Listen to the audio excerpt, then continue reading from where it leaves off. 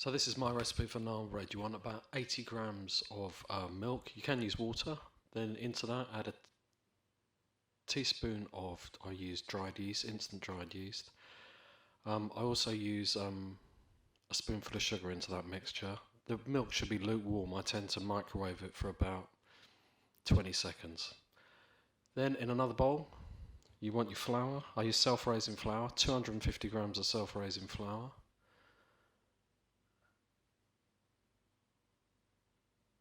Teaspoonful of onion seeds or nigella seeds, teaspoonful of salt, and half a teaspoonful of baking powder, and that's your dry mix.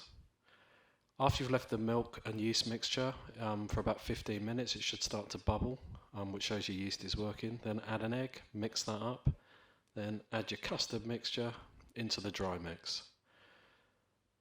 This is a dessert spoonful of oil going in. All in all, you probably use about a tablespoon, but you'll see later where we use some more oil. Give that a good mix. I use a silicone spatula. You can use a spoon, you use whatever you like, wooden spoon, anything. It's quite a dry mix. You'll see that it eventually does come together. Once it gets to that stage, oil your hands just to stop the mixture sticking. Then you need to get your hands in and give it a good old knead. It just kind of pulls the mixture together. Starting in the bowl, sometimes I do it all in the bowl. You can see it coming together there.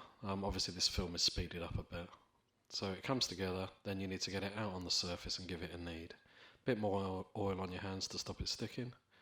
And you'll see that's where it takes it up to a total of about a tablespoon of oil. Give it a good knead. How you do this is up to you. I'm not convinced how much it needs, but I tend to knead it for about 5 minutes. It's just really so the dough starts to come together. You'll see, not over kneaded, not under kneaded, if that's an expression. There you go, so that's the dough. Just a little bit more. You can see the kind of texture it is there.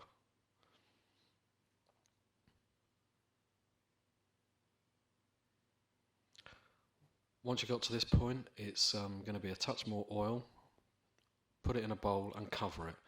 And then you just need to let it rest, proof I suppose. Room temperature, probably for a couple of hours. If it's a cold day, then I tend to stick it in my oven, just with the oven door shut and the oven light on. This mixture does work better if you prepare it the day before and cook it the following day. But for this recipe here, I'm just doing it all on the day.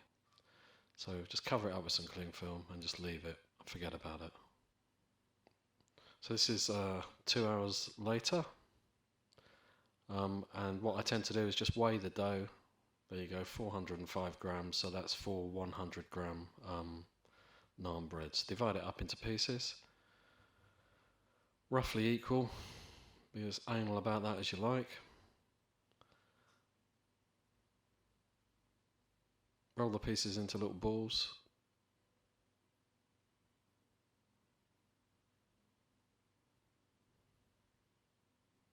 Pop them back in the bowl and leave them for a bit longer. They're probably going to need at least an hour, but from this point you can actually leave them overnight, or you can actually freeze them. So there you can see they've had a couple of hours just resting and proofing, and you can see we've got a nice soft but not sticky naan bread dough. Now it's just a case of rolling them out.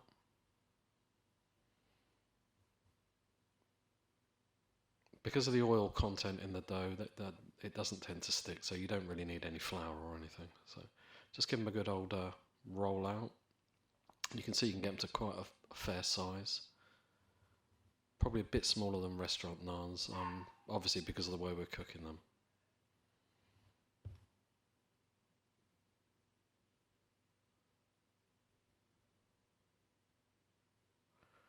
Right, I'm going to show you a couple of methods of cooking. This is in a non-stick pan. I wouldn't recommend this, but if you've got no other option, you could try this.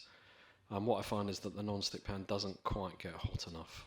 I don't want to overheat it because I don't want to actually burn the kind of Teflon layer or whatever it is. So you can see that The naan is starting to bubble quite nicely. And then what you're going to do is turn it over. When you turn it over, you can put a lid over it, which apparently uses the steam that's coming out of the dough to help cook it, although I'm fairly unconvinced. So this isn't a method I recommend. Other methods you could use, you can just put it straight into a really hot oven.